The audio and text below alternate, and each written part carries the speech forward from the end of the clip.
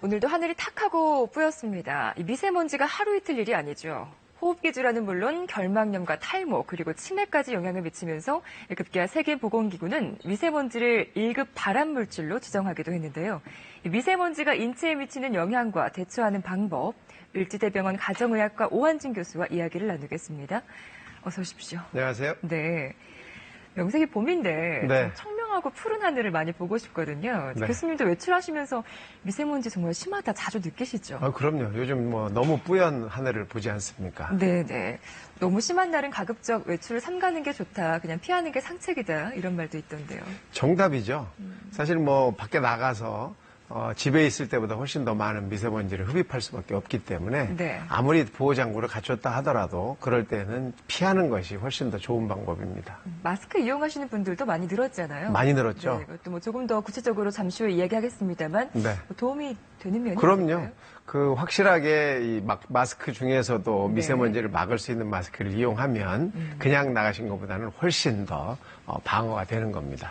교수님 보시기에 미세먼지가 이렇게 위험하게 여겨지는 가장 큰 이유가 뭐라고 생각하세요? 미세먼지의 크기죠, 크기. 사실은 이제 일반 먼지와 다른 것은 미세먼지 크기가 워낙 작습니다. 미세먼지는 10마이크로미터 이하의 작은 크기를 말하는데요. 네. 우리 머리카락의 굵기가 약 70마이크로미터입니다. 그러니까 우리 머리카락을 7분의 1로 잘랐을 때의 크기가 이 미세먼지거든요. 네. 초미세먼지는 2.5 마이크로미터 이하입니다. 그러니까 머리카락의 약 20배에서 30배 정도로 작게 잘랐을 때의 먼지이기 때문에 이런 것들은 사실 우리 몸속에 들어올 때 코 점막이나 기관지에서 걸러지질 않습니다. 그냥 다 끝까지 폐포 끝까지 들어가게 되고 네. 혈관을 타고 온몸으로 돌아다니면서 여러 가지 질병을 일으키게 되는 거죠. 예. 특히 그중에서도 이제 폐 질환을 많이 유발하게 되는데 왜냐하면 호흡을 하면서 가장 많이 들어오지 않습니까? 그러다 보니까 기관지 천식이나 또는 폐질환 이런 것들을 다 훨씬 많이 유발할 수가 있고요. 네. 또 알레르기성 비염 같은 것들도 많이 유발이 되고요. 또 피부에도 염증을 일으켜서 모낭염 같은 것들이 더 많이 생기게 됩니다. 또 눈에도 영향을 줘서 결막염이라든지 하는 것들도 더 심하게 생길 수가 있고요. 또 마지막으로는 암 같은 것도 더 유발할 수 있고 또 우울증이나 치매에도 영향을 주는 것으로 이미 확인이 돼 있고 네. 사망률에도 영향을 미치는 것으로 돼 있습니다. 네. 그러다 보니까 위험하다고 볼 수 있는 거죠. 작게는 피부 질환부터 시작을 해서 사람의 감정에 영향을 주기도 하고요. 그리고 심폐기, 호흡기 질환까지도 유발하는 아주 심각한 질병으로 이어진다고 말씀을 하셨는데 실제로 이런 질병들 때문에 병원을 찾는 환자가 해마다 좀 늘고 있는 추세인가요? 그럼요. 점점 늘고 있는 추세죠. 기관지 네. 천식은 지금 사실 천식 환자가 조금 줄고는 있는데 알레르기성 비염이나 결막염 이런 환자들은 점점 늘고 있는 추세고 네. 또 그로 인해서 면역력이 떨어지면서 생기는 뇌졸중이나 또는 협심증 같은 것들도 사실은 이 미세먼지와 영향이 있거든요. 그래서 그런 질병들은 점차 늘고 있는 것이 확인이 되고 있습니다. 탈모에도 영향을 준다는 얘기가 있어요? 당연하죠. 이 미세먼지가 두피에도 영향을 주기 때문에 두피 혈관의 혈행을 막거나 또는 불편하게 하고 또 모낭염을 유발할 수 있기 때문에 이 탈모에도 당연히 영향을 줄 수 있습니다. 주변에 이렇게 기침하시고 목이 까끌까끌하고 답답하다는 분들도 많이 계신데 이게 단순히 봄철에 일교수라든지 알레르기성뿐만이 아니라 미세먼지가 영향을 주기도 합니다. 상당한 영향이 있죠. 우선 나가면서 눈으로 보는 시야에서부터 네, 일단 답답하죠. 답답한 느낌이 들지 않습니까? 그러다 보니까 그게 내 몸에 들어왔는지 안 들어왔는지는 금세 느낄 수가 있고요. 그러면서 목이 깔깔하다, 답답하다 이런 느낌을 느끼게 되는 거죠. 네. 인체에 상당히 유해한 영향을 미치는 미세먼지. 그럼에도 이 미세먼지가 기껏해야 먼지 아니냐 이렇게 생각하시는 분들도 혹시 계실지 모르겠습니다. 하지만 초미세먼지의 경우는 수명을 다 채우지 못하고 일찍 사망을 하는 이 조기 사망과도 관련이 있다는 연구 결과가 있으니까요. 방심하면 안 되겠습니다. 화면 보겠습니다.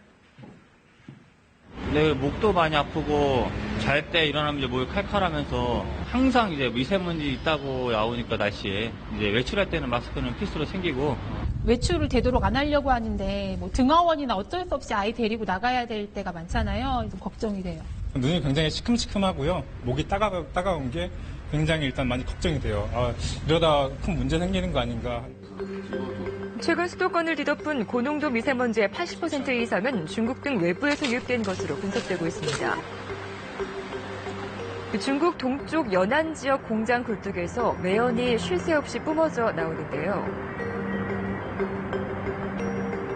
국제학술지 네이처에 실린 연구 결과를 보면 세계 공장 중국에서 배출된 초미세먼지가 세계인의 건강을 해치는 것으로 나타났습니다. 2007년 한 해 중국발 초미세먼지로 인해 중국의 지역에서 6만 4천여 명이 기대 수명을 채우지 못하고 일찍 숨졌는데요. 인접국인 우리나라와 일본에서 그 절반 정도인 3만 900여 명이 발생해 피해가 가장 컸습니다. 심뇌질관과 폐 질환 조기 사망자의 90%는 발암 물질로 지정된 초미세먼지 때문인 것으로 분석됐습니다. 일부 질환의 조기 사망자의 원인이 미세먼지로 꼽힐 만큼 그렇게 심각하게 목숨까지 위협하는 상황인가요? 그럼요. 세계보건기구에 따르면 이 미세먼지로 인해서 조기 사망자라는 건 무슨 말이냐면요. 원래 자기 수명이 있는데 그 수명보다 먼저 돌아가시는 것을 조기 사망자라고 하거든요. 네. 이 조기 사망자 숫자가 700만 명. 즉 1년에 흡연으로 인한 사망자가 600만 명인데 이 미세먼지로 인한 조기 사망자가 700만 명이 된다고 보고를 했거든요. 이 정도면은 뭐 흡연보다도 훨씬 심각하다라고 볼 수가 있는 거 아닙니까? 네. 대단한 위력이고요. 또 환경부 조사에 따르면 이 황산염이나 질산염 같은 이런 그런 것들이 차지하는 확률이 약 58% 정도 되고 네. 또 탄소류나 검댕이 이게 이제 한 16%를 차지하고 나머지는 이제 그 외에 발암물질로 이렇게 만들어져 있다라고 볼 수 있는 거거든요. 네. 그러다 보니까 이것을 지금 이제 세계보건기구에서는 1급 발암물질이다 이렇게 이제 규정을 해버린 거죠. 그러니까요. 아까도 화면 보셨지만 그 시커먼 매연이 계속해서 나오니까요. 네. 봄에 큰 일교차 때문에 이 뇌졸중 환자가 는다는 건 알고 있었는데 뿐만 아니라 뭐 뇌졸중 비롯한 뭐 심혈관 질환 관련해서 이 미세먼지가 미치는 영향이 매우 크다고 하잖아요. 그럼요. 이 미세먼지는 이제 우리 폐를 통해서 들어와서는 온몸을 다 돌아다니게 됩니다. 왜냐하면 사실 우리가 흡입을 하게 되면 이 흡입된 미세먼지는 폐를 타고 이제 들어오게 되죠. 기관지를 통해서. 네. 그러면 끝까지 들어와서 폐포를 통해서 혈관을 타고 온몸으로 돌게 됩니다. 그러다가 혈관을 타고 이제 점점점 미세먼지가 돌아다니다가 경동맥을 드디어 이제 올라가게 되는데 뇌로 네. 가는 혈관이죠. 이 경동맥에 동맥경화가 있거나 저렇게 혈전이 만들어져 있을 때 저것들의 염증을 유발하면서 떨어지게 해서 뇌혈관을 가서 막게 되면 뇌졸중이 생기는 거죠. 그 혈관으로 인해서 산소와 영양분이 가던 지역이 완전히 녹아버리는 이런 뇌졸중이 발생하게 되는 겁니다. 뿐만 아니라 뭐 천식이라든지 뭐 네. 그중에 그런 질병을 앓고 계셨다면은 뭐 독과도 마찬가지겠네요. 그렇죠. 네. 워낙 작은 입자여서 한번 인체에 흡수가 되면은 배출이 잘 안 된다고 하는데 아예 배출이 안 되나요? 그런 건 아니죠. 네. 배출은 되는데 사실 이제 뭐 우리가 배출하는 방법은 피부를 통해서 땀을 통해서 나가기도 하고요. 네. 소변을 통해서도 배출이 되기도 합니다. 하지만 이 미세먼지 안에 포함되어 있는 중금속이 문제고요. 이 중금속들은 우리 몸에 들어오게 되면 사실 배출되는데 굉장히 오랜 시간이 걸립니다. 반감기가 몇십 년씩 되는 것들이 있어요. 그래서 한번 들어오면 몸 밖으로 나가기가 어렵다 보니까 이런 중금속으로 인한 질병들이 이제 무섭고 힘든 게 되는 거죠. 뿐만 아니라 뭐 치매나 우울증을 불러오는 원인도 된다고 하는데 실제로 캐나다 보건국에서 뭐 11년 동안 대규모 네. 역학조사를 했더라고요. 네. 사실 뭐 이 캐나다 온타리오 주민 660만 명을 가지고 11년간 추적 조사를 했습니다. 그랬더니 도로 주변에 사는 사람들이 치매에 걸릴 확률이 12%나 증가하는 것으로 확인이 됐는데요. 네. 이거는 어디까지 도로에서 주변이라는 게 도대체 어디까지를 말하느냐? 도로에서 약 200m 안쪽에 있는 사람들입니다. 그러니까 큰 도로에서 200m 안쪽에 사시는 분들은 이 미세먼지의 발생이 훨씬 더 많고 이로 인한 치매 위험성이 높다는 걸 표시하는 거죠. 자, 지금부터 좀 더 세부적인 궁금증을 풀어보겠습니다. 미세먼지에 남성보다 여성이 더 취약하다고 하는데 맞습니까? 네. 사실 여성이 남성보다 체지방이 좀 많습니다. 그러다 보니까 미세먼지가 들어와서 그 중금속들이 몸에 남아있을 확률이 훨씬 더 높고요. 네. 두 번째, 여성들은 움직임이 좀 적습니다. 그러다 보면 신진대사가 조금 떨어져서 배출이 조금 더 시간이 오래 걸리지 않느냐. 이런 것들이 아마 이제 원인이라고 추정되고 있습니다. 네. 임산부의 경우에는 이게 태아까지도 영향을 줄 수 있나요? 그럼요. 임산부 몸에 들어온 미세먼지는 임산부의 혈관을 타고 태아에까지 영향을 얼마든지 줄 수 있고요. 네. 뿐만 아니라 초미세먼지, 아주 작은 미세먼지, 초미세먼지는 임산부의 피부를 뚫고 그대로 혈관까지 뚫고 태아에 도달할 수가 있습니다. 이렇게 네. 되기 때문에 임산부들은 특히 이런 날 더 조심하시는 게 좋죠. 그렇습니다. 자, 키가 작은 사람이 키 큰 사람들보다 더 취약하다는 이야기도 있어요. 네, 이건 조금 이제 약간 좀 다른 얘기인데요.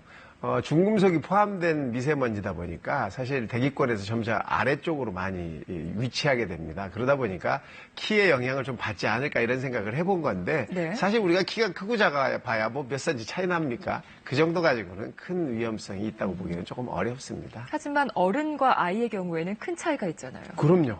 어른과 아이에는 큰 차이가 있고요. 그 어른과 아이는 사실은 그 키 차이보다는 네. 호흡 수의 차이가 있습니다. 어른은 대개 1분에 약 12회 정도 호흡을 하게 되고 어린 아이는 1분에 한 20회 정도의 호흡을 하게 됩니다. 큰 차이가 있군요. 왜냐하면 신진대사가 굉장히 빠르기 때문에 네. 호흡량이 많거든요. 그래서 그걸 하루 종일 호흡한 양으로 보면 성인은 하루에 한 200리터 정도를 호흡하게 되는데 1세 미만의 어린이들은 600리터 정도를 호흡하게 됩니다. 그러니까 3배 정도의 미세먼지를 더 많이 흡입할 수 있게 되는 거고 4세 정도의 어린이들은 약 그거의 2배 정도, 성인의 2배 정도, 400리터 정도의 호흡을 하게 되기 때문에 어린이들이 조금 더 위험할 수 있는 거죠. 날씨가 이렇게 좋아도 바깥에서 아이들을 뛰어놀기가 참 어려운 네. 실정입니다. 자칫 간과했다가는 목숨까지 위협하는 미세먼지 예방법은 없을까요? 먼저 미세먼지 대처법에 대해서 시민들은 어떤 궁금증을 가지고 있는지 들어봤습니다. 제가 손발을 꼭 깨끗이 씻는 편인데요. 그게 미세먼지에 효과가 있나요? 일회용 마스크가 좋은지 면으로 된 마스크가 좋은지 그게 참 궁금해요. 물을 많이 먹으면 배출된다고 하는데 그게 사실인가요? 네, 시민들의 궁금증도 좀 풀어보겠습니다. 외출하고 들어와서 손발을 좀 깨끗하게 씻는 습관이 있다면 걱정을 덜어도 되지 않을까 싶은데요. 개인 위생은 굉장히 중요합니다. 물론 뭐 마스크를 쓰는 것이 크게 중요하지만 그 외에도 쌓여있는 미세먼지들이 있어요. 우리 네. 얼굴에도 있고 코 주변에도 있고 입 주변에도 손 주변에도 다 있습니다. 그래서 이걸 깨끗이 씻어내는 것은 미세먼지의 해로부터 도움을 받을 수 있습니다. 잘 씻고 개인 위생을 철저히 하는 것이 중요합니다. 마스크가 도움이 된다고 아까 하셨지만 네. 사실 이게 매일 쓰기에는 비용 문제도 좀 있고요. 네, 그리고 맞습니다. 이게 보건용 마스크가 따로 있다고 해서 어떤 마스크가 적절한지 직접 설명을 좀 해주시겠어요? 네, 지금 사실 여기 보이시는 게 이게 이제 일반 마스크인데요. 네. 이런 일반 마스크로는 사실 미세먼지가 들어오는 걸 막을 수가 없습니다. 전혀 막을 수가 없습니다. 그래서 황사 방지용 마스크라는 게 만들어져 있는데 이 마스크를 쓰게 되면 코 주변부터 딱 맞춰서 전체 얼굴을 꽉 붙이게 되거든요. 네. 이 마스크 앞쪽에는 정전기를 유발하게 만들어져 있습니다. 그래서 미세먼지들이 정전기로 붙게 됩니다. 앞쪽에 붙어버리는군요. 네, 그래서 이 마스크를 쓰시고 나서 손으로 여기 자주 만지시면 안 돼요. 네. 그러면 손에 묻어서 초미세먼지 같은 경우는 직접 피부를 뚫고 들어올 수도 있습니다. 또 이 마스크는 일회용이기 때문에 재사용하시면 안 됩니다. 또 뿐만 아니라 이걸 쓰고 나셔서 사람들 앞에서 이걸 터시면 더 안 됩니다. 여기에 묻어있는 게 다 떨어져 나오기 때문에 특히 한번 쓰시고는 바로 폐기를 해야 된다는 사실을 잊지 않으셨으면 좋겠고. 이건 안쪽도 좀 다른가요? 예, 안쪽도 좀 다르고요. 부직포가 더 붙어 있습니다. 훨씬 더. 그래서 훨씬 더 정밀하게, 조밀하게 돼 있어서 미세먼지가 들어올지도 못하고 이 안에 이제 쌓이게 되는 그런 방식으로 돼 있는 거죠. 자, 마지막으로 반드시 일회용입니다. 네. 일회용 강조하셨습니다. 물 많이 마시면 미세먼지가 배출되지 않을까 그런 네. 궁금증도 있었는데요. 네, 뭐 다는 아니지만 수분을 많이 섭취하시는 것은 큰 도움이 됩니다. 우선 수분을 많이 섭취하시게 되면 미세먼지의 상당 부분을 소변이나 또는 땀을 통해서 배출을 할 수 있기 때문에 네. 수분을 자주 섭취하시고 많이 섭취하시는 것은 이렇게 미세먼지가 많은 날씨에 도움이 될 수 있습니다. 네. 몇 리터 정도 하루에 추천하세요? 몇 하루에 잔? 이제 한 8잔 정도를 드시면 좋은데 사실 네. 먹기 어렵거든요. 그래서 될 수 있으면 눈에 보일 때마다 한 잔씩 드신다 생각하시고 특히 미세먼지가 많은 날은 내가 한 잔이라도 더 먹어야 되겠다는 생각을 좀 가지시면 좋을 것 같습니다. 네, 미세먼지를 좀 예방할 수 있는 다양한 방법들 궁금증도 풀어봤는데요. 마지막으로 이제 외출 시에 주의할 점이라든지 미세먼지 대처할 수 있는 방법을 좀 정리를 해볼까요? 네. 사실 뭐 미세먼지가 많은 날은 외출하실 때 가장 중요한 게 마스크를 쓰시는 거죠. 네. 농도가 너무 높다 이럴 때는 안 나가시는 겁니다. 외출을 자제하시는 것이 좋겠고 반드시 외출을 해야 되는 그런 상황이다라면 마스크를 꼭 쓰시고요. 또 피부에 직접 닿지 않도록 긴 소매 옷을 입으시는 게 좋겠고요. 그리고 들어오셔서는 당연히 잘 깨끗이 씻고 위생 상태를 잘 관리하시는 것이 도움이 될 것 같습니다. 네. 일지대병원 오한진 교수였습니다. 잘 들었습니다. 고맙습니다.